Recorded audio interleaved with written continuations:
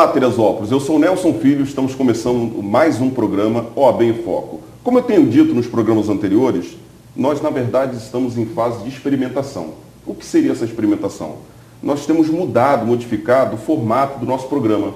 E hoje nós contamos com o apoio de alunos da FESO, alunos do curso de Direito, que têm vindo participar da produção e agora vão participar do programa efetivamente. Como tenho também comentado, nós não somos profissionais da área de imprensa. Então nós temos certos problemas, às vezes, em falar com a Câmara e nós pedimos a compreensão de todos. No programa de hoje, nós vamos debater o assunto direito de família. Teremos a nossa agenda de eventos, de atividades voltada para o aluno do direito, para o advogado, para o serventuário e ainda teremos uma entrevista com um editor que tem um serviço novo aí para o advogado que está atuando. Faremos um pequeno intervalo comercial e voltaremos em seguida dando início ao nosso programa. Até já.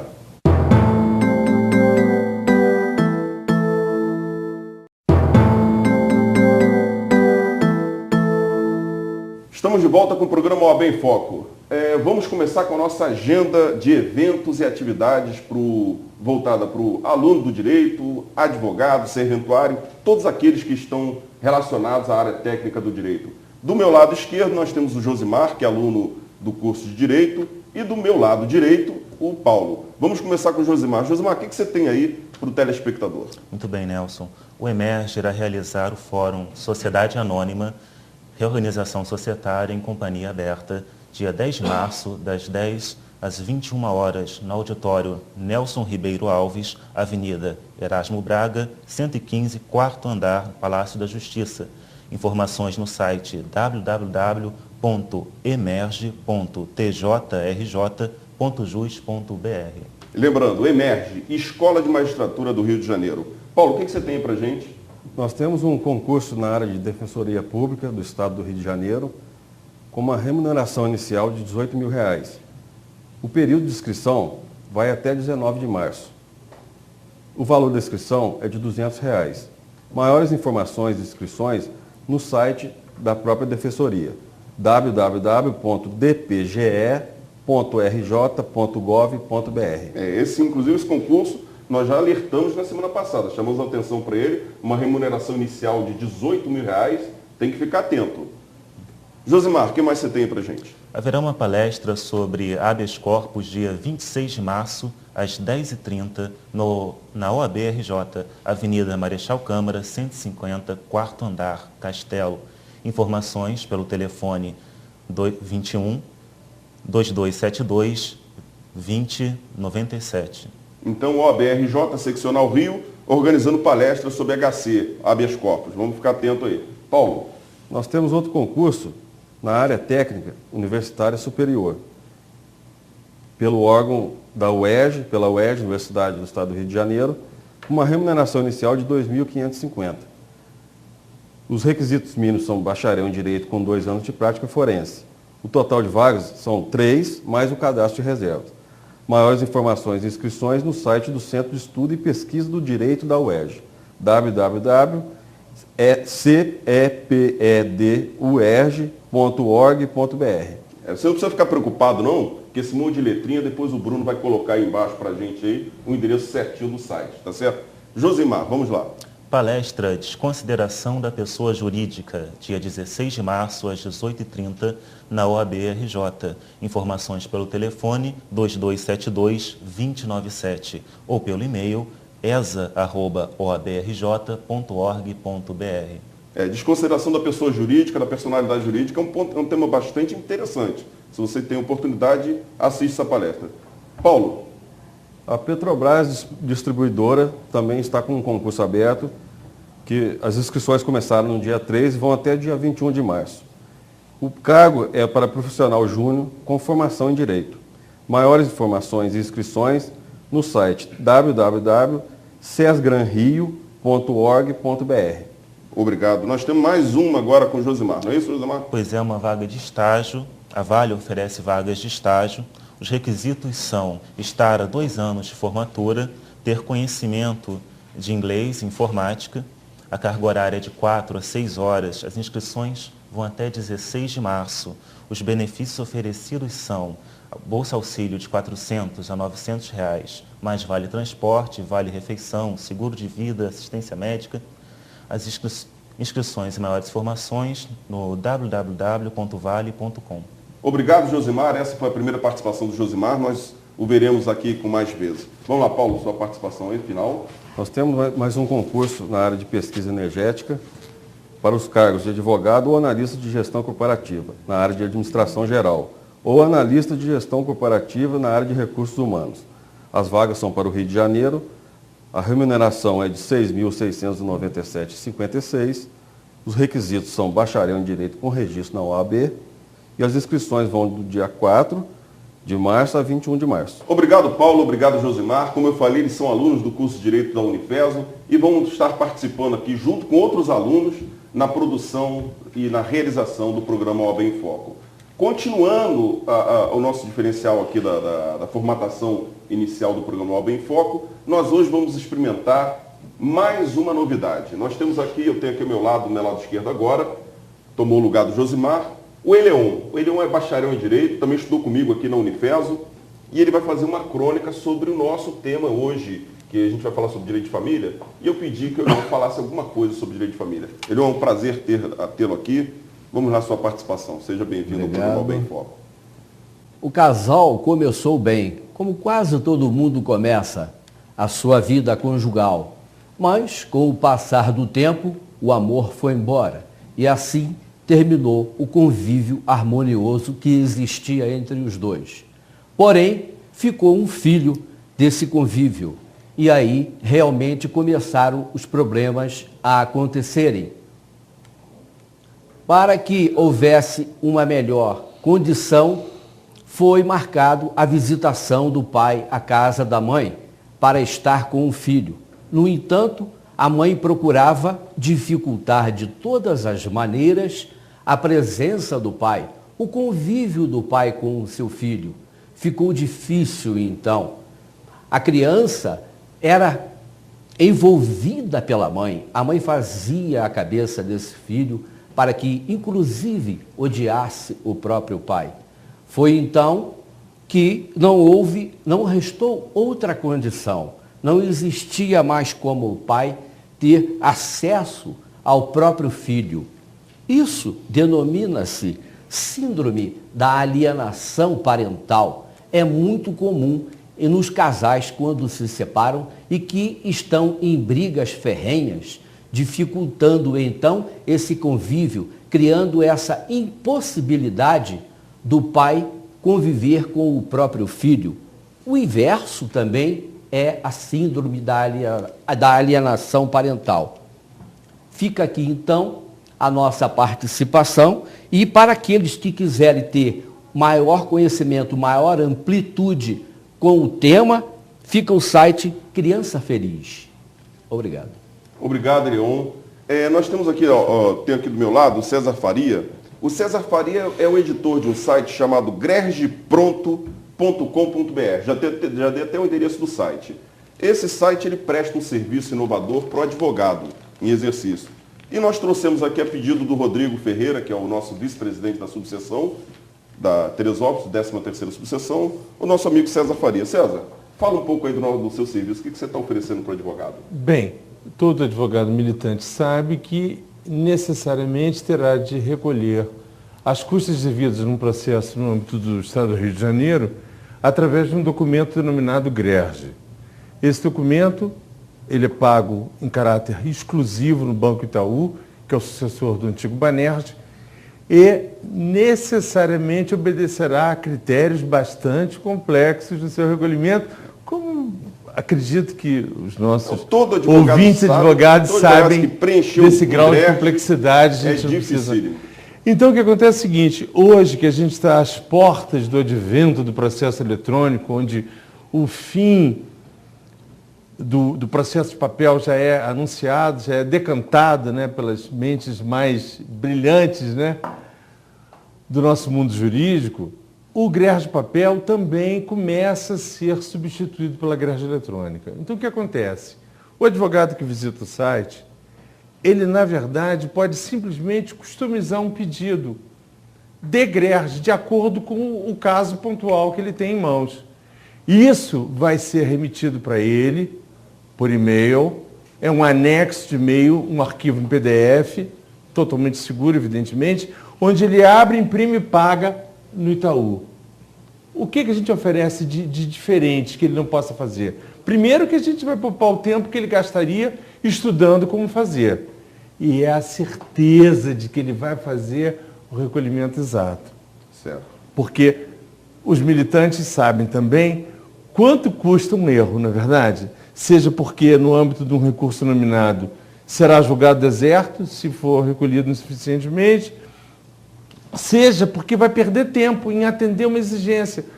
Por exemplo, o cartório vai certificar, olha, as custas foram recolhidas de modo insuficiente. Isso vai ser objeto de publicação, o juiz perda de tempo vai processual. mandar. Mas você paga esse GRERJ também ou você só envia para o e-mail do seu cliente, do advogado? Antes do advento da GRERJ eletrônica, era muito comum que os advogados de fora do Rio de Janeiro, que precisavam, de algum modo, pagar custos no Rio de Janeiro, utilizassem o nosso serviço, sobretudo, para o cumprimento de precatórios. Todo precatório tem as custas, então a gente efetivamente também recolhia para o interessado as custas.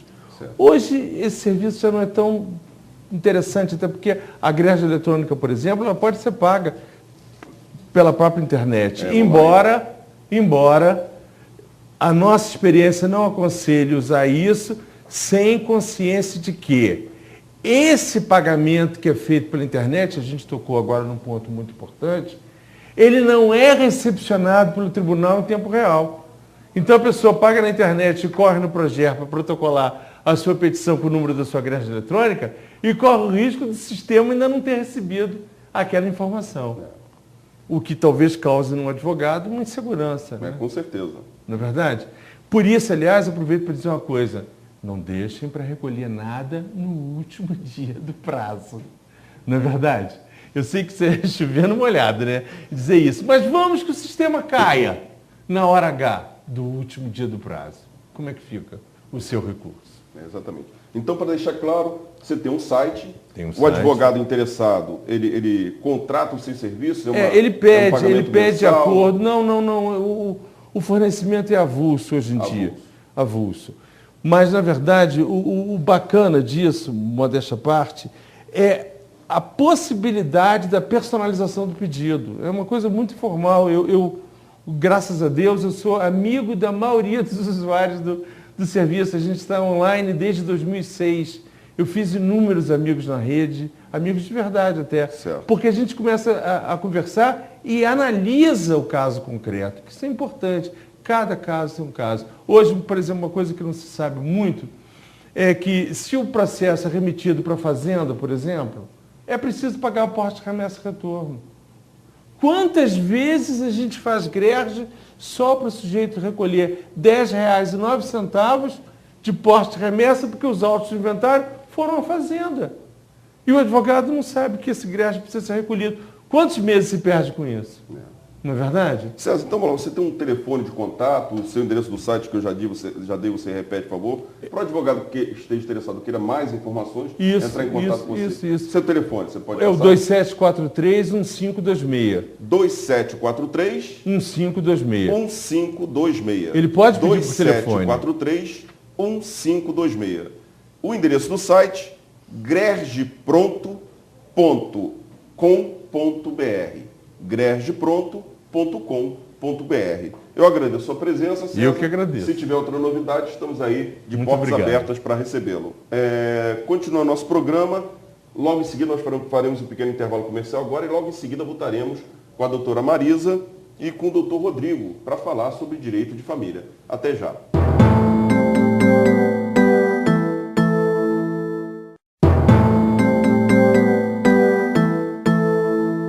Estamos de volta com o programa OAB em Foco. No programa de hoje falaremos sobre direito de família. A nossa expectativa é auxiliar a você que está em casa a esclarecer algumas dúvidas sobre a pensão alimentícia, visitação, divórcio, separação, questões desse sentido.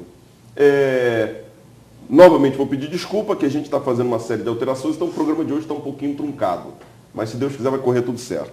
Do meu lado esquerdo, doutora Marisa, que já é conhecida nossa aqui, já participou do programa que nós falamos sobre violência contra a mulher, tá certo? E do meu lado direito, o doutor Rodrigo Matos, também já é conhecido nosso, ele participa da comissão do Juizado Especial Civil, né? Isso. Da 13ª subseção, se eu não me engano, presidente da comissão Presidente da comissão. do Juizado Especial, não é isso? É um prazer tê-los aqui, vou agradecer. Hoje, nós vamos inovar também, tentar inovar. Não vai ser eu que vou fazer as perguntas, não. Nós tivemos a ajuda de 2 alunos do curso de Direito, a Natália e o Daniel, e que estiveram na rua, junto à população de Teresópolis, e eles foram buscar nas ruas os questionamentos para os nossos entrevistados. Então nós temos hoje, agora aqui a primeira pergunta, me parece que é a Natália que vai começar. Vamos lá, Natália, o que você tem aí para a gente aí? Olá, Nelson, estamos aqui com a Gilda e ela quer fazer também uma pergunta para os nossos convidados. Por favor, quanto tempo eu devo esperar para cobrar a pensão alimentícia se ela já estiver atrasada? E aí, doutores, pensão alimentícia atrasada. Doutora Marisa, o que nós podemos falar sobre isso?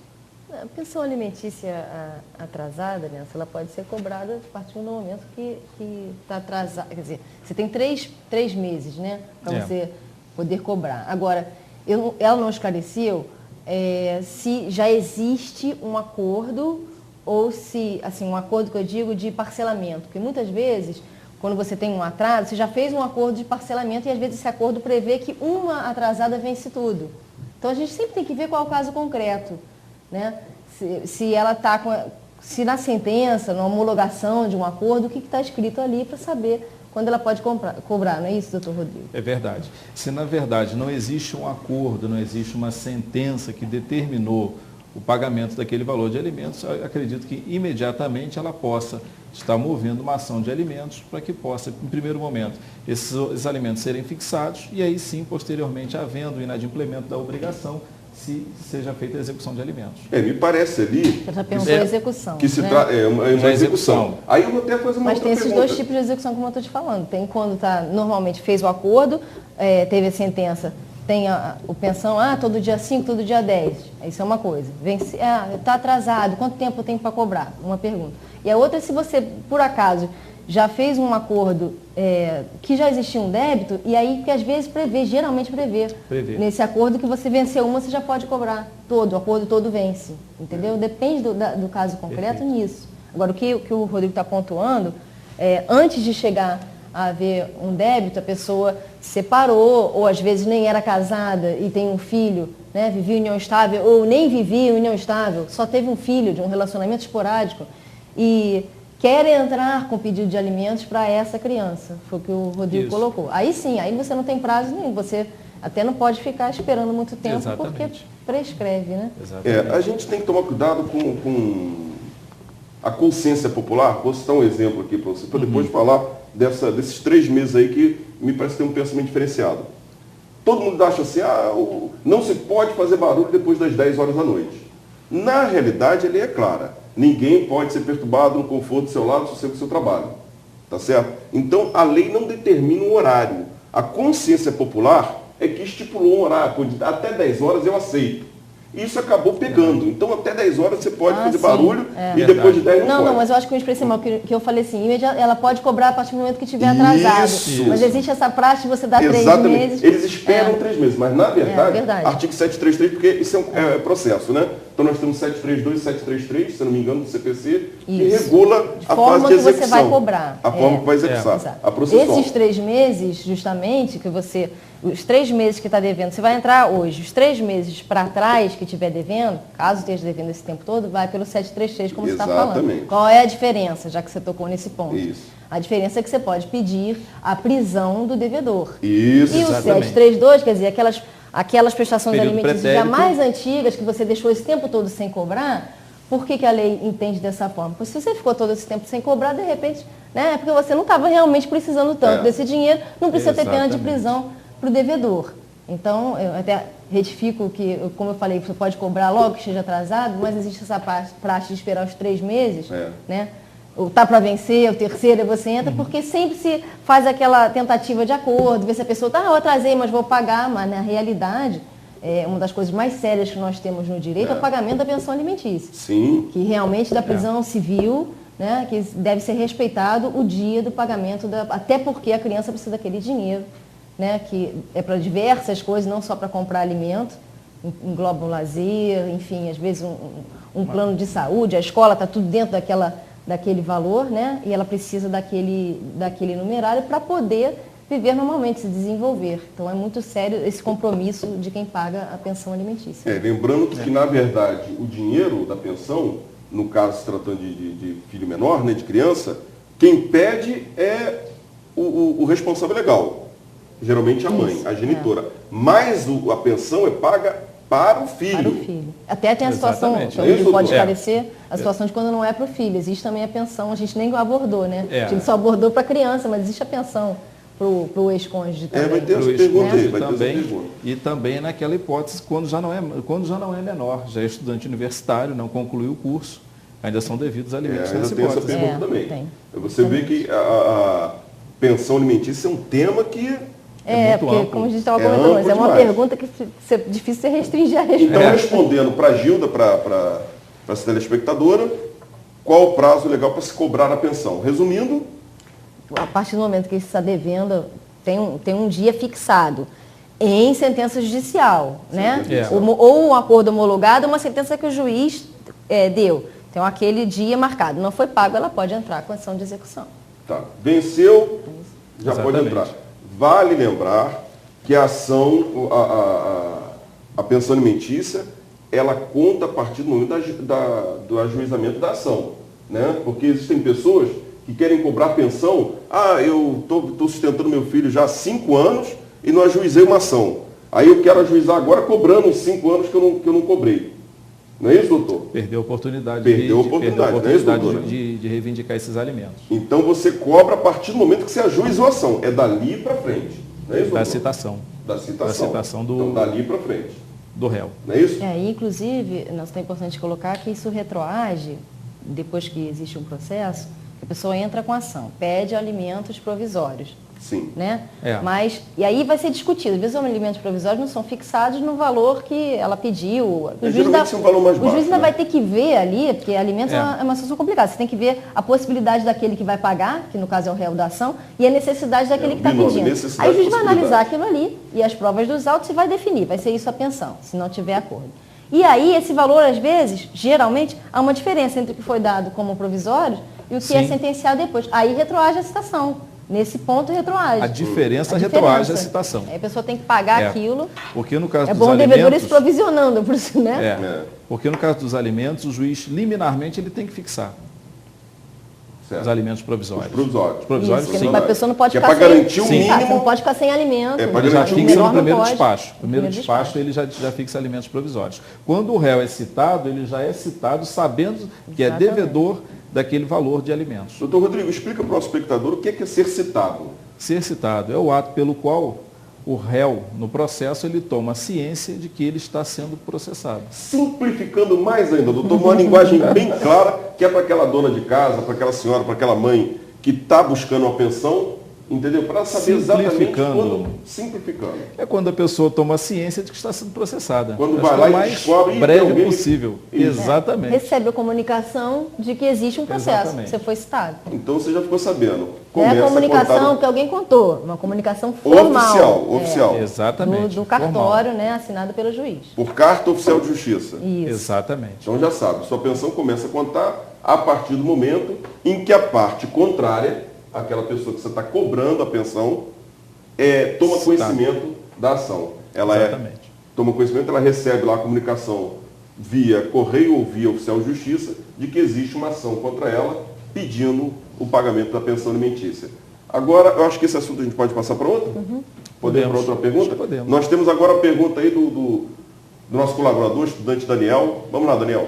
Nelson, estou agora com a Márcia do Lar, que quer fazer uma pergunta para um de nossos convidados.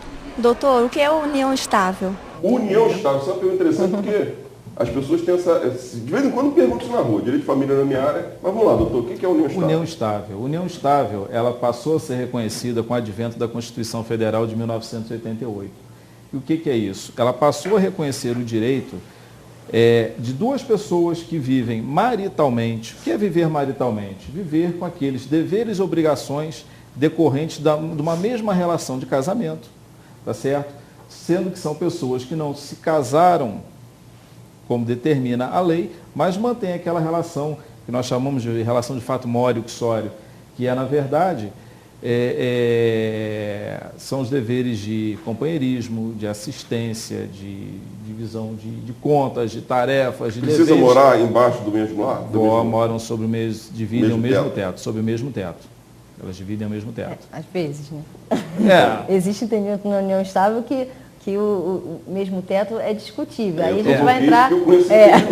Mas é bom a gente falar. Porque o interessante aqui do programa é a pessoa saber exatamente se posicionar, eu tenho uma união estável ou não tenho uma união estável. A gente diz no direito que para ter união estável tem que ter o ânimos familiares. Exatamente. Né? O ânimo de família. Isso é perigoso, até para você não acabar caindo no relacionamento. Eu estou namorando, se é união estável, então por isso que o Rodrigo está restringindo bem, para não causar essas dúvidas, né, Rodrigo? Com certeza foi isso que ele falou. Mas existe essa discussão se você pode estar em teto separado, estar em teto separado, cada um na sua casa, e os tribunais têm acolhido. Tem acolhido quando você comprova dependendo que, na verdade, das outras coisas. Você mantinha direitos e obrigações decorrentes de um casamento. Exatamente, decorrentes de um casamento, embora estão em casas separadas. Já no casamento, não. Né? Porque tem muitas diferenças entre união estável e casamento, e às vezes as pessoas se unem, convivem em união estável por preguiça de casar. Aí depois querem os mesmos direitos de casamento, não é verdade? São situações diferentes. Não, às vezes. Hoje a pessoa começa a namorar, quando vê está morando junto. Mas às vezes as pessoas fazem isso, entendeu? Já foi embora. Fazem às vezes porque casar é mais caro, entendeu? O ato mesmo, né? Porque você faz o contrato. Então aquilo, né? Tem que pagar por isso. Desculpa, se tem alguém que te enrolando e não querendo casar, dizendo que casamento é caro, caro é festa. E também. Casamento é até gratuito. Mas a união estável é mais barato ainda, entendeu? Então não deixe de usar esse argumento para você. A união estável é mais barato ainda pelo seguinte, existe a escritura declaratória de união estável, se faz no cartório, mas ela não é obrigatória. Essa escritura ainda é mais barata do que o casamento. Agora, você pode conviver com uma pessoa dessa forma como o Rodrigo colocou, de forma pública. O que é público? Todo mundo está vendo aquele relacionamento, tá? Exatamente. Todas as pessoas estão percebendo, aparentemente, como se fosse um casamento. E você não precisa fazer essa escritura. Você não precisa colocar isso. É até aconselhável, mas você não precisa. Tem umas diferenças aí de quem fez, quem não fez, que a gente pode ver lá na frente, né? Para não esticar muito. Mas existe isso. Então as pessoas, assim como você está falando, vão vivendo, depois elas falam, não, mas era só um namoro. Então é importante pensar nisso, porque não é a situação separada, por exemplo, viver sobre o mesmo teto. Às vezes o namorado dorme muito na casa da namorada, ela mora sozinha, não mora com a família, vão dizer, é união estável? Não, foi o que o Rodrigo falou. São várias situações juntas que demonstram que aquilo é uma união estável, não separadamente. Então, o que a senhora falou, doutora, tem que deixar muitas claro, vezes não é o teto que define a união estável. Não. Não são os direitos e obrigações contraídos. Isso. Exatamente. Você ia completar, doutor? Eu ia completar com o seguinte, as pessoas às vezes falam, Nelson, o seguinte, não vou me casar porque depois, na hora se eu vier a me separar, ou tiver que converter essa separação em divórcio ou divórcio, isso é muito complicado, isso é muito trabalhoso. Mas, por sua vez, também, para se reconhecer e dissolver uma união estável, também requer uma demanda judicial e também é mais trabalhoso. É mais trabalhoso. Porque antes de dissolver, você tem que reconhecer, entendeu? Se não tiver o contrato que é feito em cartório. E, na verdade, hoje, separar e divorciar está muito simples. E ainda temos novidades agora. Temos novidades, pode ficar. E pode se tornar mais simples ainda. Mais simples que está vindo por aí, que a ideia do legislador. Não é motivo para você não se casar também, não, tá? Pode casar, que separar e divorciar, tá? Não é para você separar e divorciar. Nelson, aí você pode casar, que é fácil separar. Esses argumentos aí que dizem, não vou casar, porque depois para separar é difícil. Também não. Mais alguma coisa para a gente acrescentar nesse tema?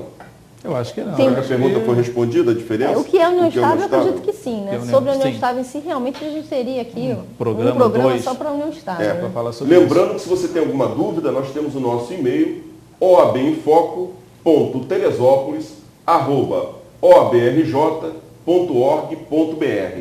Nosso programa, por enquanto, está sendo gravado, não é ao vivo, mas você pode mandar o seu e-mail com uma pergunta e no programa seguinte, mesmo não sendo o tema que vai ser debatido, no início do programa nós podemos estar respondendo. Eu vou encaminhar suas perguntas para o doutor Rodrigo e para a doutora Marisa, eles respondem, eu leio aqui, ou a gente vai no escritório deles e grava.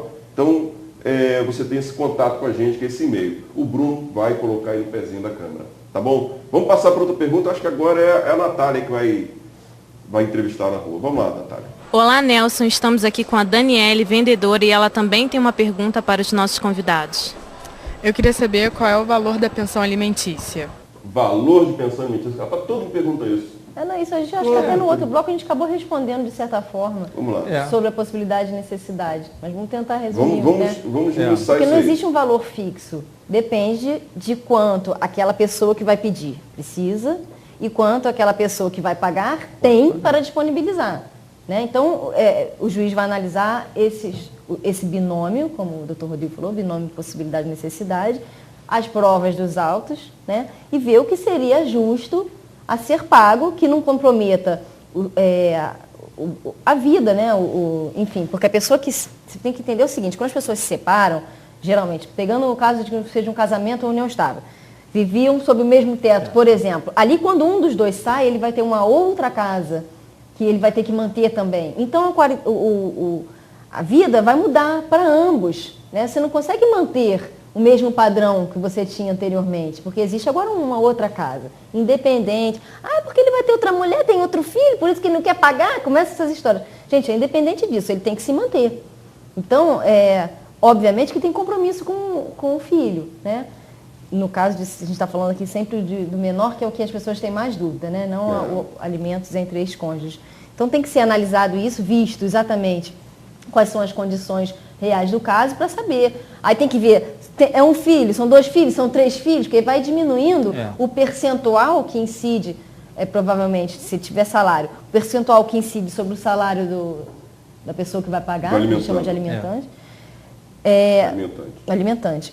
Para ver quanto ficaria para cada filho, né? Exatamente. Avaliar se o alimentante já paga pensão para algum outro filho, porque existe a hipótese que ele teve um casamento mal sucedido, já paga pensão para um filho, 2, aí no segundo, como a doutora Marisa está falando, já tem mais outra pensão para ele pagar, então tudo isso é avaliado.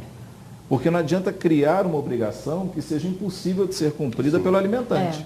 Está pedindo para o cara porque a lei, exatamente. Como a lei, a gente não pode falar exatamente tanto, porque a lei não define percentual. Então a gente não pode dizer.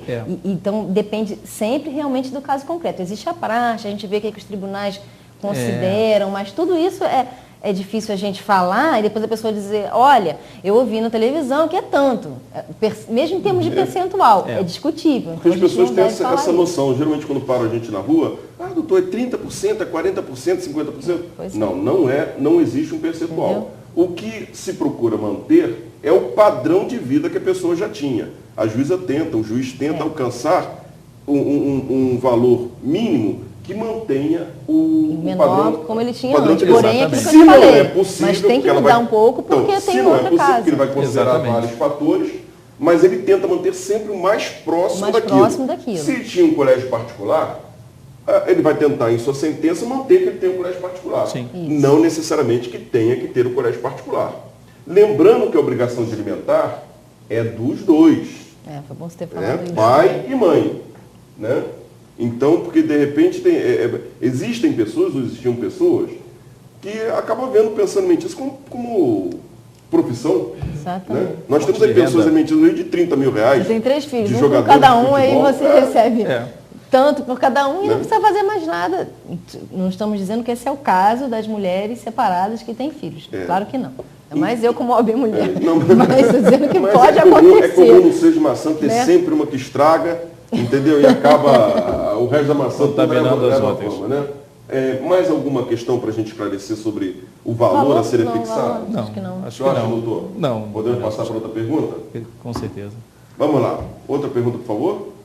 Agora estou aqui com o Leonardo, que é balconista, que quer fazer outra pergunta.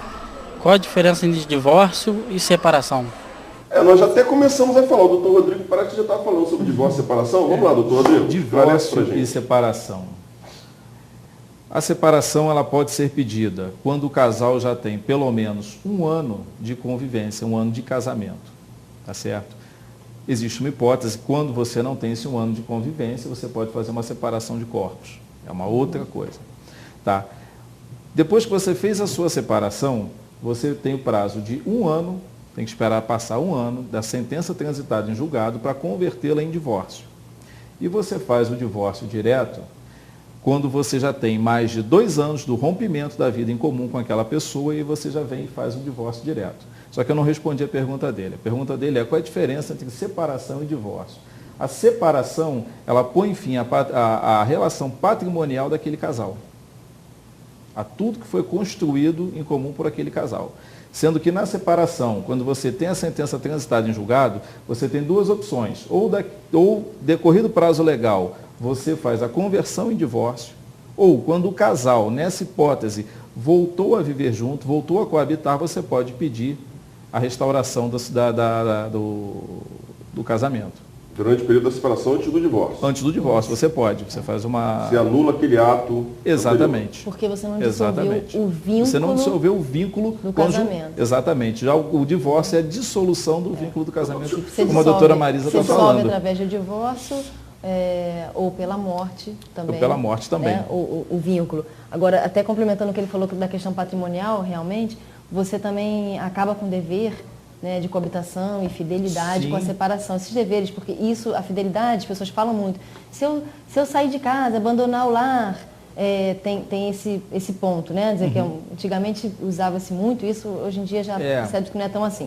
Mas as mulheres têm essa preocupação. Se abandonar o lar, eu perco alguma coisa. E se ele disser que eu estou com outra pessoa, então essa questão do dever de fidelidade, as pessoas também têm muita dúvida. E quando você tem a separação, você ainda tem esse vínculo, como ele falou, que não dissolveu só depois do divórcio, mas você acabou com esses deveres. Exatamente. Doutor, eu vou voltar porque eu tenho uma pergunta a fazer, mas só para voltar aqui, doutor Rodrigo, só para completar, ver se você pode me completar, eu tenho uma dúvida aqui. O senhor falou, até 1 ano de casamento, quer dizer, passado 1 ano de casamento, a pessoa está apta a pedir a separação. Isso. Tá certo? Antes de 1 ano... O que você faz? Você faz um pedido de separação de corpos. Separação de corpos. Exatamente. E após 1 ano, o trânsito em julgado dessa separação de corpos, você também pode convertê-la em divórcio. E a anulação do casamento? Você sabe dizer o prazo, quanto tempo a gente tem de anulação do casamento? O prazo para anulação do casamento não tem prazo previsto por lei. Não tem prazo? Não. Tá bom. Doutora Maria, você tem mais alguma coisa para acrescentar? A senhora estava falando aí... A senhora só complementando da inovação, que a gente, né, tem conhecimento, não virou lei ainda, todo mundo está ouvindo falar com o PEC do divórcio, né? É uma proposta de emenda constitucional. E qual é a proposta? Que não seja mais necessário separar para depois divorciar, possa fazer isso direto, não seja... Você separa, espera 1 ano, divorcia, como ele falou, para não ter todos esses... Né, esses requisitos, esses momentos, você fazer direto o divórcio com 1 ano. Na verdade, é um dos pontos. Agora, é importante ressaltar, isso está tramitando, tá, gente? Isso não está... acho que já passou pela Câmara, se não me engano, está faltando o Senado, acho que é isso. Mas a questão, por que existe separação depois do divórcio? O nosso código, a nossa lei, de forma geral, direito de família, é muito conservador. Sim. Porque o Estado sempre protegeu a família, porque a família realmente, o indivíduo se desenvolve no seio familiar e a família é essencial para quem aquela pessoa vai ser, que ser humano ele vai se tornar. Isso é uma coisa. Agora, por outro lado, modernamente já se percebeu que não adianta você engessar, né, a família, nesse caso, tentar não permitir o divórcio. A nossa lei do divórcio é recente, na verdade, né? 77. Né? É recente, as pessoas não conseguiam se divorciar, não existia divórcio, ou seja, você não pode casar de novo. Aí uns dizem, mas assim você fica toda hora casando, banalizando o casamento, como a gente me corrigiu naquela hora com medo das pessoas pensarem em casa, que pode separar. Mas, gente, somos adultos, né? Somos livres, temos direito de fazer. Desculpa a frieza, mas fazer um contrato e terminar com ele. Porque, na verdade, é isso. Porque está aí a união estável para mostrar que não é o casamento que segura as pessoas. Não é o papel que segura faz aquele casal continuar junto. Então, evoluiu-se muito, inclusive na questão entre homem e mulher, que a Constituição Federal veio igualar também homem e mulher. Não é mais poder, pátrio poder que se fala, agora é poder familiar. Entendeu? Então, já nessa visão mais moderna da coisa. Eu acho que essa proposta de emenda vem também nesse sentido, porque isso também para as pessoas torna muito complicado você conseguir a separação? E para que dificultar tanto, né, a vida das pessoas para isso? Mas a gente falando um pouco da história por que se casa, a senhora usou a palavra-chave aí. Na verdade, o casamento em si é estabelecer um contrato que vai regular a propriedade de um, a propriedade de outro, o que eles comunicam. As formas, né? As regras. As regras é um contrato que regula as regras de convivência de duas pessoas que querem viver sob o mesmo teto, que querem ter uma família. Existe sim uma preocupação. Eu, em época de faculdade, fiz estágio de defensoria pública, fiz estágio com o juiz da vara de família, e a gente era orientado, na época da defensoria pública, que eu ia fazer estágio lá, a nunca iniciar uma ação de separação no momento em que a pessoa chega. A gente sempre tinha que arranjar algum obstáculo e pedir que ela voltasse 15 dias depois. Por quê? Porque existia a preocupação de ter a certeza que a pessoa realmente queria se separar. Porque a necessidade de se manter o Instituto Casamento, de se preservar o Instituto Casamento, e é por isso que existe esse lapso temporal de separação e divórcio, que possibilita que a pessoa, antes de pedir o divórcio, faça o que o doutor Rodrigo falou, restabeleça o casamento no período da separação. Né? Exatamente. Isso é histórico, porque o Instituto do Casamento, ele precisa ser preservado. Entendeu? Existe realmente as facilidades, você casou, casa, separa, existe, é uma possibilidade fria, como a senhora comentou, mas é uma possibilidade, entendeu? No entanto, a legislação prima por preservar o Instituto do Casamento. Né? Eu acho que essa PEC do divórcio vai facilitar mais ainda, vai quebrar mais. Mas o que acontece? Nesse meio tempo, como existem muitos separados de fato, assim como o Rodrigo falou, muitas vezes a pessoa não faz separação de corpos, não faz nada. E é tão difícil para ela, é tão burocrático se separar, que vai dando problema nessa questão do patrimônio. Porque aí você começa a conviver em união estável com outra pessoa. Hoje em dia o Código Civil prevê que o separado de fato pode viver em união estável, aí você ainda tem o casamento e está vivendo em união estável e adquire um bem. Ou outro.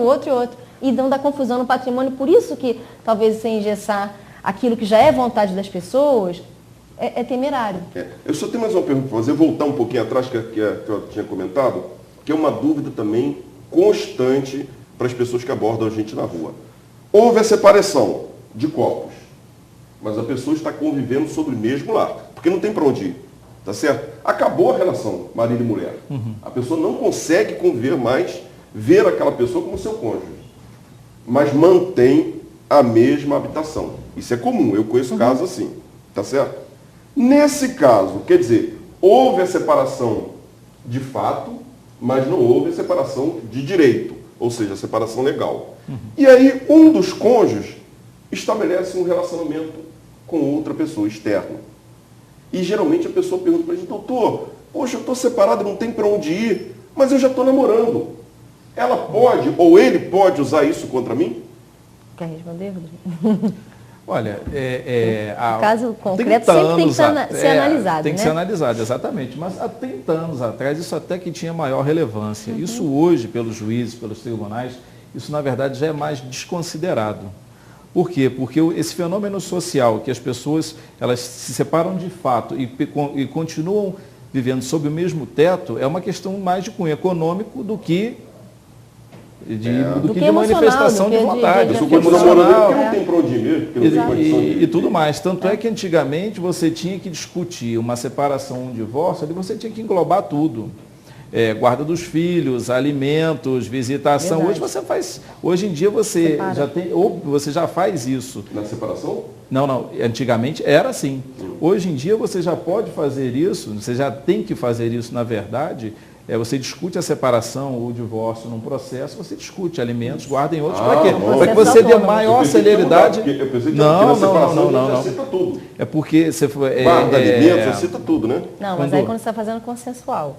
Aí sim, você prevê tudo ali. Você pode prever. Como você deu um exemplo litigioso, ele está falando do litigioso. Do litigioso, entendeu? É como modificou a lei. Antigamente, até mesmo no litigioso, você tinha que fazer tudo num processo só.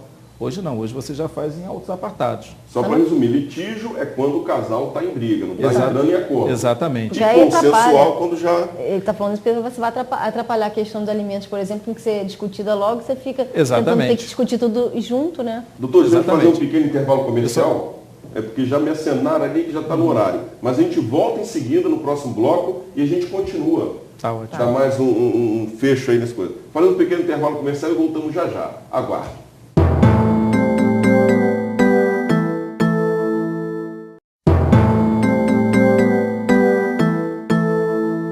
Estamos de volta com o programa OAB em Foco. No programa de hoje estamos falando sobre o direito de família. Agora eu vou fazer uma pequena pausa, porque nós tivemos aqui no intervalo comercial um debate sobre uma questão que foi respondida no primeiro bloco. Eu, particularmente, eu tenho até um problema que eu primo pela simplicidade, pela objetividade dentro do programa, mesmo sabendo que é um programa institucional. Aí tem alguns companheiros de trabalho, alguns colegas, Nelson, tem que ser mais formal e tal, mas eu não consigo, sinceramente eu não consigo. E por essa minha informalidade, eu vou fazer esse comentário. Nós tivemos um problema aqui que para você ver quando o profissional é competente, a preocupação que ele tem de passar uma informação que ele entende que foi errada, foi distorcida. Perdão. A doutora Marisa Gáudio, que está aqui do meu lado esquerdo, que é presidente da comissão da OAB Mulher, ela não está satisfeita porque ela imagina, eu particularmente acho que ela respondeu maravilhosamente bem, né, doutor Rodrigo? Mas ela acha que passou uma informação um pouco distorcida. E eu vou pedir para ela então que ela esclareça, porque o profissionalismo dela não quer deixar essa questão passar em branco. Né, doutor Rodrigo? Isso. Qual é a questão? Na primeira pergunta foi inquirido o seguinte: qual o prazo para se iniciar uma execução de pensão alimentícia em atraso? Doutora Marisa, qual o prazo? Nelson, a telespectadora perguntou em que momento ela pode cobrar pensão atrasada. E como o programa é muito informal realmente, a gente conversa e tenta colocar de forma não técnica para quem está assistindo, às vezes também pode passar uma impressão errada. Então é importante que seja colocado que a partir do momento que não foi pago, ou seja, venceu aquela prestação, o alimentando, que é a pessoa que faz jus àquela pensão, já pode cobrar, né, judicialmente aquele valor.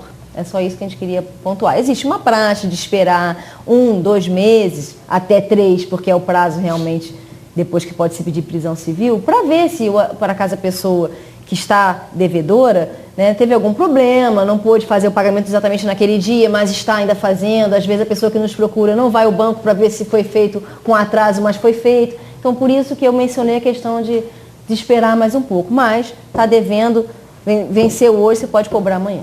Tá certo. Obrigado, doutora Maria. Obrigada a você. Então, vamos continuar para você ver. Somos todos amigos aqui, trabalhamos na mesma cidade pequena, e realmente a doutora Marisa está parecendo uma leoa na jaula. Nelson, não está certo, Nelson. Não está certo, não quero passar a informação errada. Mas ela não passou. Vamos continuar aqui. Temos mais uma pergunta. Eu acho que é a Natália que vai fazer agora, se eu não me engano. Vamos lá, Natália. Olá, Nelson. Estamos aqui com o Adilson, instalador, e ele tem uma pergunta para os nossos convidados. Eu gostaria de saber que até quando eu pago pensão do meu filho. É outra questão importante. Quando é que termina? A obrigação de pagar a pensão alimentícia ao filho, ela vai até os 18 anos. Pelo Código Civil antigo, ela iria até os 21, no novo Código Civil, ela vai até os 18. Sendo que quando o filho é estudante universitário, essa pensão se estende até os 24 anos de idade. Como é que ela vai se extinguir? Quando ele concluir o curso ou quando ele completar 24 anos. Aquela que ocorrer primeiro. Então, se ele ficar repetindo no curso, ficar repetindo... Não adianta tentar ser estudante profissional. Porque na realidade, Nelson, quando você tem esse tipo de pensão, que é para o filho, se decorre dessa relação entre pai e filho, né? O genitor ou genitora e o filho. Mas como existe também um alimentos entre parentes, né? Entre parentes, você já passa para uma outra esfera que você pode provar a necessidade daquele valor e continuar sendo pago. Então é o que ele está falando, essa questão de se estender. E é importante, acho que o mais importante de tudo é deixar claro para a pessoa que está nos assistindo, que não é automaticamente que você para de pagar. Você tem que entrar com pedido de exoneração. Porque as pessoas têm, eu já atendi muita gente, mas meu filho fez 18 anos, não está estudando, eu parei. Não é assim, porque você vai ficar devedor. Olha a informação. Se você paga a pensão alimentícia e seu filho fez 18 anos, não está fazendo um curso universitário mesmo? Isso. Você tem todo o direito de parar de contribuir com essa pensão. Mas você precisa formalizar isso nos autos. Ou seja, entrar com pedido de exoneração e vai ter o contraditório, né? Sim, porque a pessoa pode dizer, não, eu não estou estudando, mas eu continuo precisando, por isso, e o juiz pode manter. Exatamente. Entendeu? Então não é automático. 24. Tá. Mais uma pergunta? Agora o Daniel. Nelson, estou agora com Pedro, estudante, que quer fazer mais uma pergunta. Quem está desempregado tem que pagar pensão? Só uma pausa. A gente às vezes acha, porque é um garoto e tal, mas...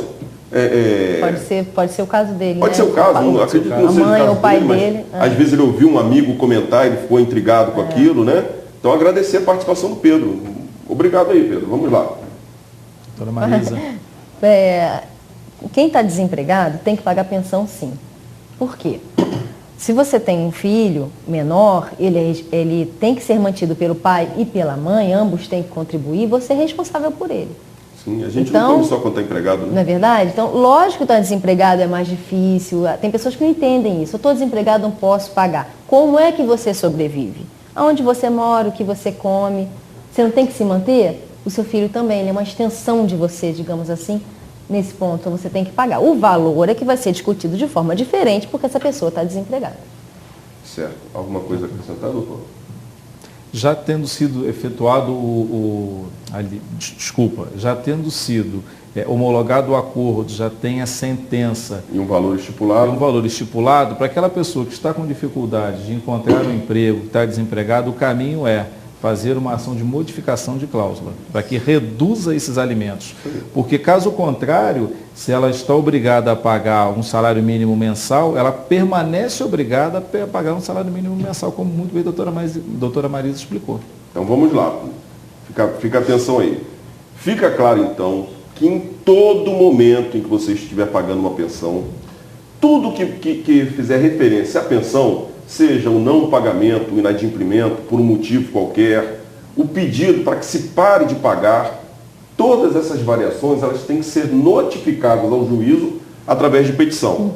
Então, no caso em questão, se a pessoa perdeu o emprego, está desempregada, não tem uma fonte de renda estabelecida, ela não pode simplesmente parar de pagar. Exatamente. Ela tem que informar ao juiz a nova condição dela. Para que seja reduzido. Para que seja reduzido aquele valor conforme o entendimento do juízo. Exatamente. Não é isso? Exatamente. Isso aí, doutores. Mais alguma questão a acrescentar?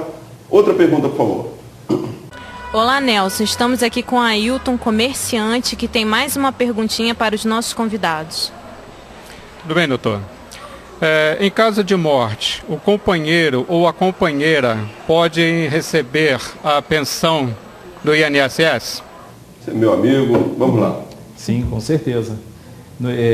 A pergunta que ele faz é com relação à união estável. Sim. Havendo o reconhecimento da união estável, o cônjuge que sobrevive, ele tem direito a receber esse benefício previdenciário. Na verdade, não é cônjuge, o convivente. Na verdade, ele tem direito a receber esse benefício previdenciário. Isso é feito através de requerimento administrativo na própria agência do INSS, vai passar pelo estudo social. Se porventura for indeferido, aí sim é necessário mover a ação judicial para reivindicar tal benefício. Então, a primeira fase, você não precisa do advogado, é só você se encaminhar direto ao INSS e fazer um requerimento administrativo. Exatamente. Certo, doutor? Certo. A senhora tem mais alguma coisa para acrescentar? O INSS, inclusive, já reconhece há bastante tempo o direito dos companheiros. Muito antes dessa... a gente tem 2 leis sobre união estável, depois veio o Código Civil, falar mais esclarecidamente sobre aquelas leis, mas a Constituição Federal elevando a entidade familiar à união estável aconteceu em 88. Todo esse progresso da união estável, o INSS já pagava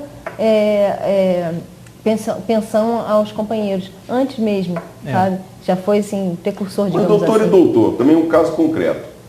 A pessoa que tem a esposa, de fato, tem um casamento registrado, se separa, mas não realiza esse divórcio, essa separação, e mantém uma união estável com outra pessoa.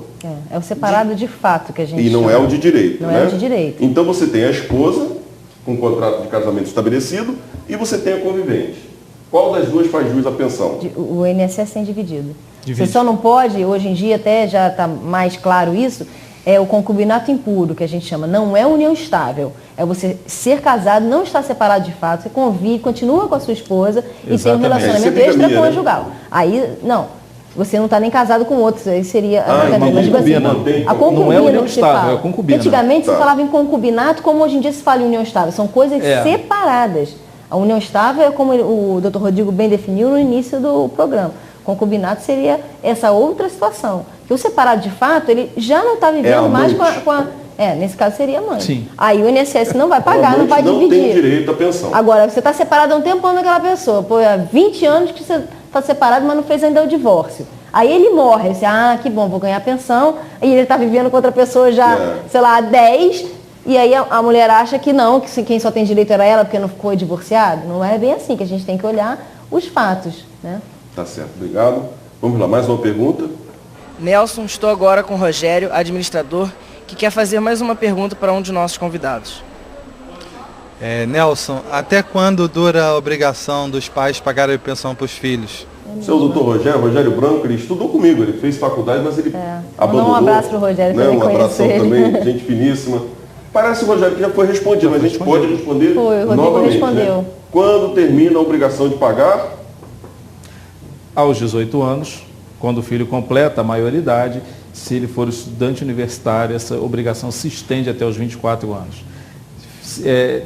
Qual a forma de você pôr fim a isso? Aquele evento que ocorrer primeiro, ou ele completar os 24 anos, ou ele terminar a faculdade. Não adianta ele tentar ser estudante profissional, conforme o Dr. Nelson já tinha dito. Se ele repetir, se ele ficar repetindo, ele quer ser um estudante profissional, ele não... Exatamente. Então já foi respondido 2 vezes, hein, Rogério? Você está com moral com a gente. Vamos lá, outra pergunta. Olá, Nelson. Estamos aqui com a Claudinês, bijuteira, e ela tem uma pergunta para fazer para os nossos convidados. Eu gostaria de saber o que é preciso fazer para dar entrada na separação judicial. Novamente, separação judicial. Qual o procedimento aí? O doutor Rodrigo até já esclareceu que é necessário estar 1 ano casado para poder entrar com a separação judicial. Aí tem os documentos de praxe, né, documentos pessoais, identidade, CPF, enfim, a certidão de casamento.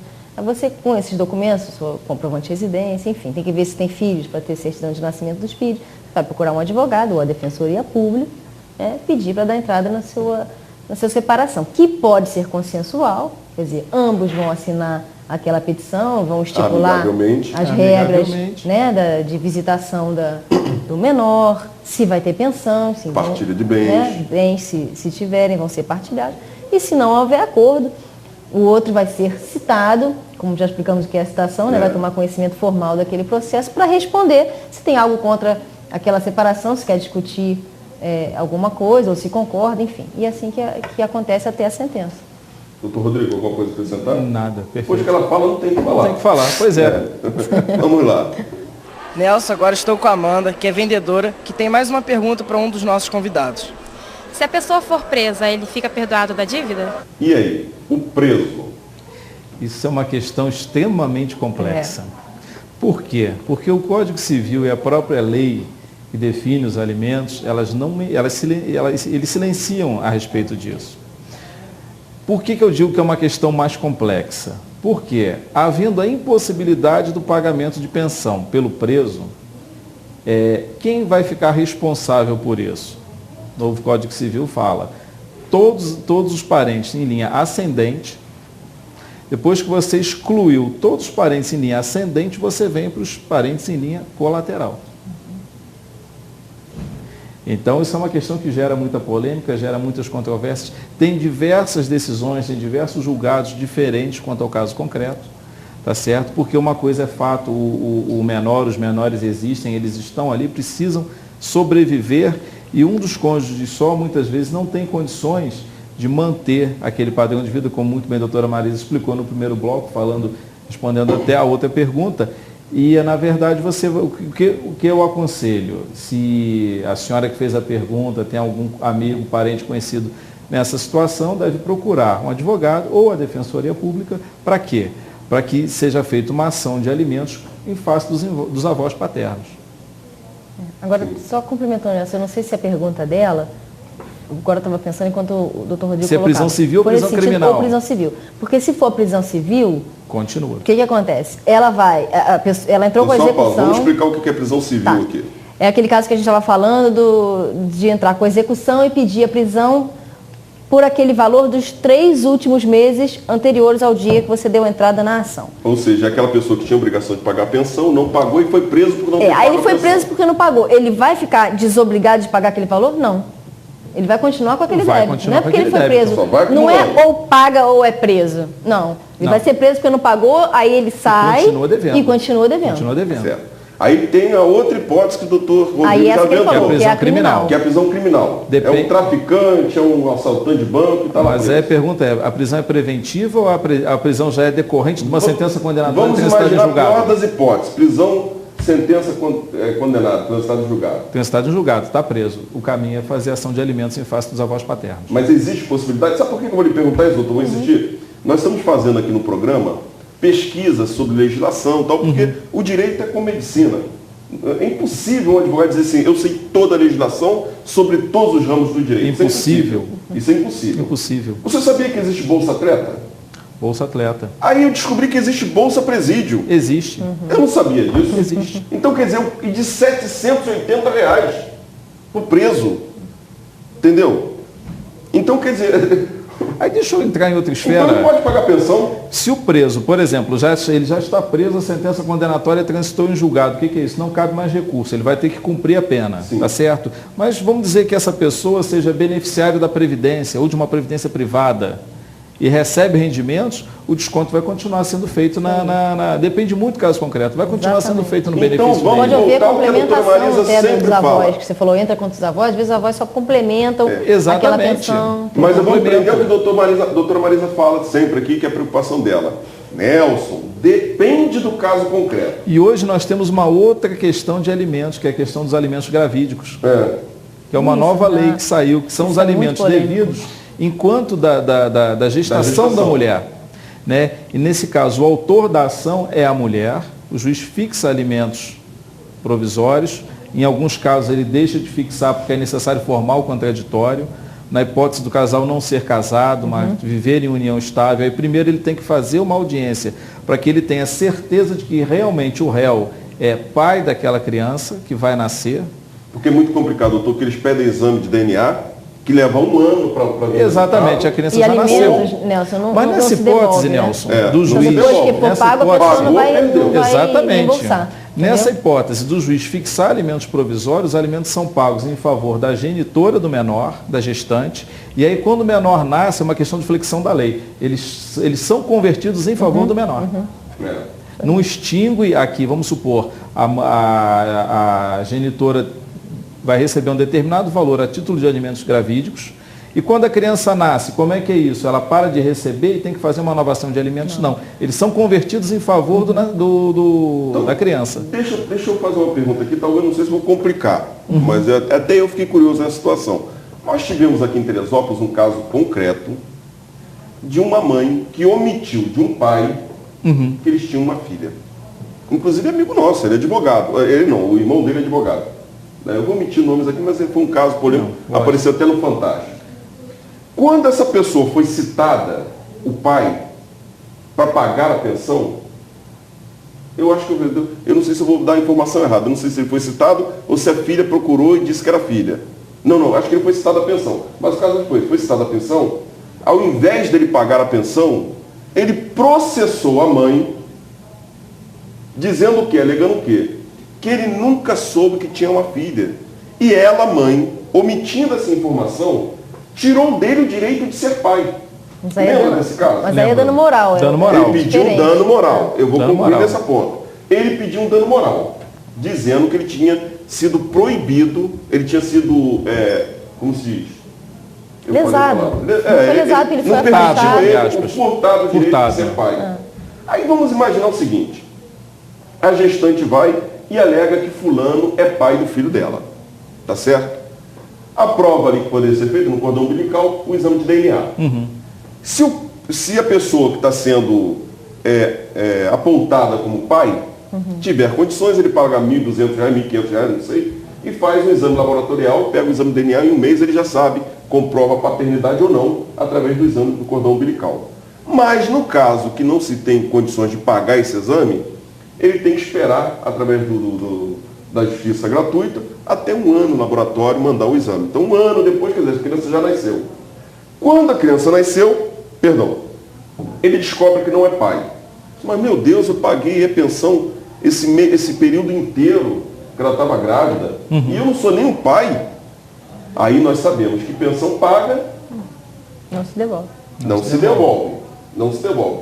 Mas aí a pergunta que eu faço aos senhores é o seguinte, eu não sei se tem resposta. Não se devolve, quer dizer, a criança, porque a pensão se paga para a criança, né? No caso, a gestante paga para manter a gestante do período de gravidez, mas para preservar a vida da criança, que está sendo gerida. Então, na verdade, se paga para a criança, né? Para manter a criança.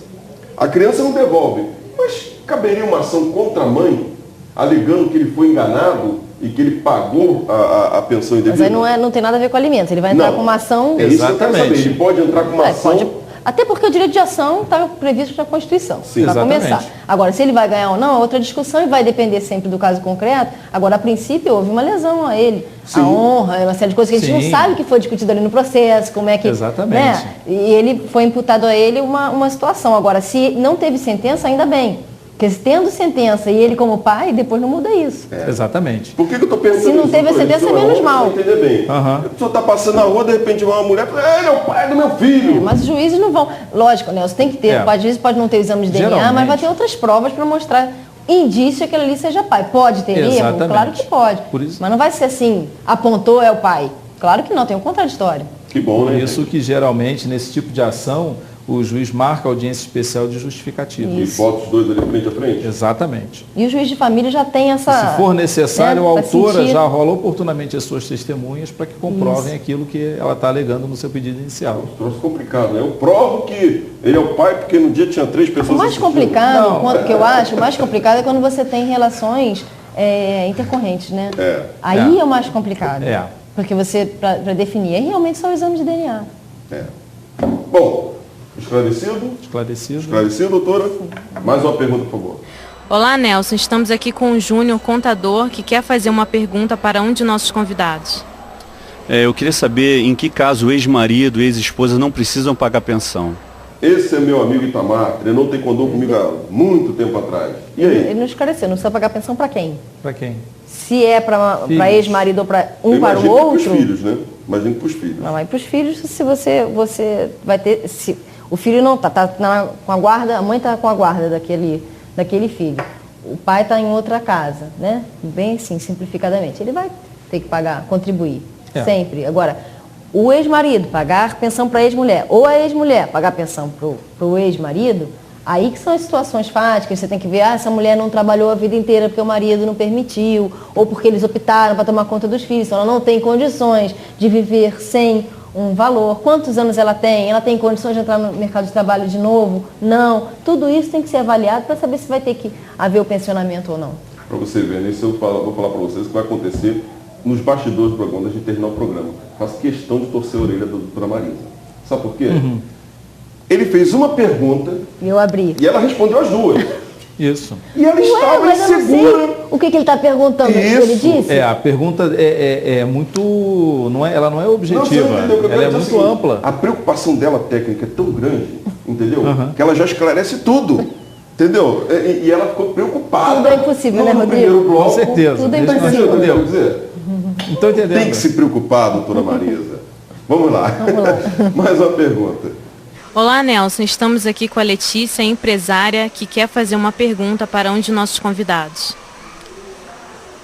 Oi, eu queria perguntar se existe caso em que a mulher é obrigada a pagar pensão para o ex-marido. O Rodrigo já falou assim, já deu um sim no meu ouvido, tropa. Vamos lá, doutor Rodrigo. Sim, existe sim.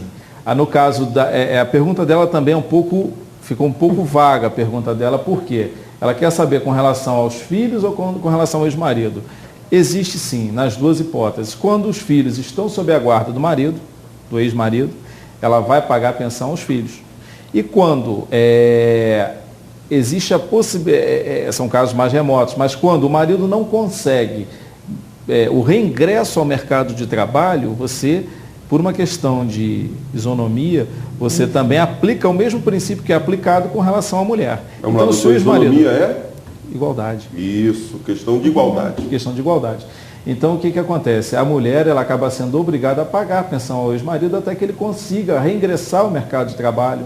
Isso era mais comum com a mulher, né? Era mais comum com a mulher, mas isso veio modificando aí com o advento da Constituição de 88. Só para ficar claro, é quando a pessoa se casava e o marido chegava para ela, não quero que você trabalhe. Aí tirava a mulher do mercado de trabalho, ela deixava de ser produtiva, aí passa-se 10, 15 anos, acontece o divórcio e a mulher já está com uma idade, sei lá, difícil de ingressar no mercado de trabalho, então ela fica separada, sem sua fonte de sustento, que era o marido que sustentava a casa, e sem meios de entrar no mercado de trabalho.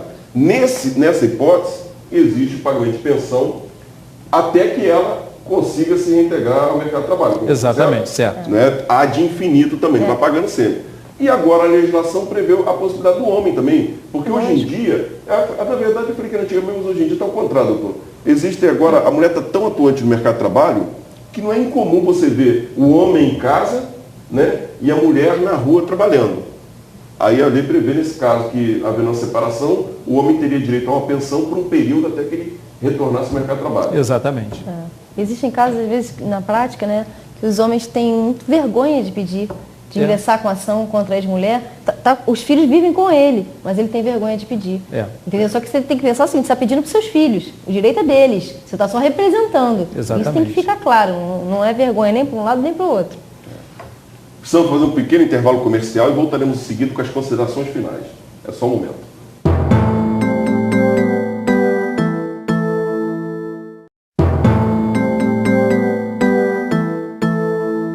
Estamos de volta com mais um bloco do programa OAB em Foco e agora com as considerações finais. Lembrando que o nosso programa é gravado, todo mundo sabe disso, e tem várias reprises durante a semana. Mas o horário certo dele ao ar é toda segunda-feira, das 21 às 23 horas. E como hoje, teoricamente, é segunda-feira, que é a primeira exibição do nosso programa, sendo assim, hoje é dia 8. E o que nós comemoramos dia 8 de março, doutora Marisa? Dia Internacional da Mulher. Né? Parabenizar todas as mulheres, a mulher que é mãe, a mulher que não é mãe, a dona de casa, a mulher que vai para o mercado de trabalho, enfim, toda aquela pessoa que se dispõe a dar um pouco de si, não que os homens não façam isso, né? Sempre para o bem da sociedade, de sua família. Nós sabemos que a mulher é muito importante no seio familiar, não está atrás do homem, está ao lado dele, né? E é assim que a gente vai construir uma sociedade mais justa, né? No momento em que for visto dessa forma o papel da mulher também na sociedade, tão importante quanto o do homem. Então, parabenizar essas mulheres guerreiras no seu dia a dia, fica aqui um beijo no coração de todas. Foi programada uma série de eventos para essa semana. Infelizmente, como eu falei, nosso programa é gravado, então não tem como a gente passar a agenda da semana. Mas procure se informar aí que tem uma série de palestras. A doutora Raquel teve hoje falando lá no auditório do Juizado Especial Civil, do Juizado Especial lá na... Juizado Especial Civil. O auditório do Juizado Especial. Do Juizado Especial, no segundo andar. Mas informo que existe uma série de programação durante essa semana. Doutora Marisa, agora suas considerações finais em relação ao nosso programa de hoje. Já vou lhe dar meu agradecimento. Né? Eu sei que eu agradeço. É muito importante a gente estar aqui esclarecendo a população sobre essas questões que, para nós, técnicos, né, na área e especialistas de direito de família, são questões corriqueiras, mas para essas pessoas não, e são dúvidas que acontecem diariamente em todas as famílias. Então, é muito importante a gente fazer isso, e quem quiser mandar qualquer outra pergunta, eu me disponibilizo aqui, com o Nelson pode enviar, a gente responde, né, porque o tempo é curto. O senhor tem algum e-mail pessoal que queira passar? De repente tem uma pessoa que queira fazer direto para a senhora? O meu e-mail é Chaves-Gaudio, Chaves-Gaudio. Gaudio é G de gato, A-U-D-I-O. Chaves-Gaudio, @hotmail.com. A gente pode responder perguntas sem problemas, assim, não é uma questão de trabalho, é bom que a gente coloque isso bem claro, né? Até pelo Estatuto da Ética e Disciplina da OAB, não é isso. A gente está querendo só a título de informação, estamos disponibilizando aí esse canal. Talvez seja até preferível ser feito através do programa, vocês resolvem. Que a gente possa... Porque a senhora está prestando um serviço para a OAB aqui, está oferecendo... Como serviço para esclarecer a população, a gente fica aqui à disposição. Inclusive, nós vamos ter o nosso site também pronto para isso, e não vai ferir o Estatuto de Ética, o Código de Ética. Doutor Rodrigo, suas considerações finais, meu sincero agradecimento, sua participação foi brilhante. não suplantou a doutora Marisa, porque ela vem no Dia Internacional da Mulher aqui. Com certeza. Entendeu? Com certeza. Tem obrigação de falar, né? Eu gostaria de parabenizar a mulher por esse dia de hoje, dia 8 de março, que na verdade o Dia da Mulher, ele não é só o dia 8 de março, eu acho que é um dia que acontece todos os dias. Eu acho que é repetitivo falar isso, mas a mulher recebeu uma missão muito especial, que é gerar vida, e isso eu acho fantástico, uma capacidade que nós, infelizmente, não temos, nem nunca teremos. Agradecer ao convite do Dr. Nelson, que me fez para estar aqui, a oportunidade da TV Diário e a OAB Teresópolis. Muito obrigado. Eu agradeço imensamente, novamente, doutor Rodrigo, doutora Marisa, e digo o seguinte: o programa OAB em Foco é uma realização da 13ª Subseção Teresópolis, sob a presidência do Dr. Jefferson de Faria Soares, e uma parceria com a Diário TV. É um programa do advogado de Teresópolis, não é um programa do Nelson, da Marisa, do Rodrigo. Isso tem que ficar bem claro. O que eu quero dizer com isso? Eu quero dizer que todos vocês, colegas, que trabalham com direito, que são advogados, as portas estão abertas para vocês. Tá certo? Eu vou disponibilizar novamente o e-mail. Eu preciso da ajuda de vocês. Vocês mandem um e-mail dizendo a especialidade, um tema que vocês gostariam de falar, de debater aqui no nosso programa, e eu os convidarei. Tá certo? Eu já fiz o convite agora para alguns amigos, o Leandro, o Marcelo, eles virão no programa, o Guilherme vai falar sobre direito ambiental, o Júnior, que trabalha com o Dr. Francisco, vai falar sobre o juizado especial criminal. E eu gostaria que você que está me ouvindo, que eu não tive a oportunidade de convidar pessoalmente, que mandasse um e-mail, tá certo? Dizendo, como eu falei, a sua especialidade, e eu teria o maior prazer de convidá-lo e teria o maior prazer de ter aqui do lado para que você possa ajudar a população de Teresópolis, esclarecendo pontos sobre o direito, sobre a situação jurídica do nosso município. O nosso e-mail oabemfoco.teresópolis@oabrj.org.br. Eu agradeço imensamente a sua paciência de ter ficado aí nos prestigiando. Espero que o nosso programa tenha contribuído de alguma forma para elucidar alguma dúvida. Nos colocamos em seu inteiro dispor e eu só tenho a agradecer. Eu sou Nelson Filho, este é o programa OAB em Foco e até o nosso próximo programa. Um abraço a todos.